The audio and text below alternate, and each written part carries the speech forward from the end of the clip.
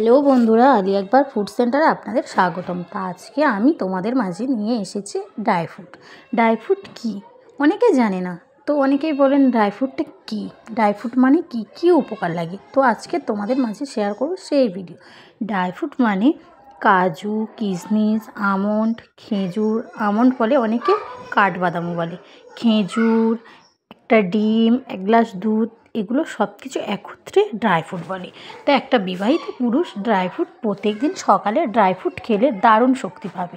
যেমন ধরো ভেজানো কাঠবাদাম 2 থেকে 3টে, কাজু 2 থেকে 3টে, হাফ সিদ্ধ ডিম একটা, খেজুর 2 থেকে 3টে, 1 গ্লাস উষ্ণ গরম দুধ। যদি একটা বিবাহিত পুরুষ প্রত্যেক দিন সকালে খায় তো দারুণ শক্তি পাবে।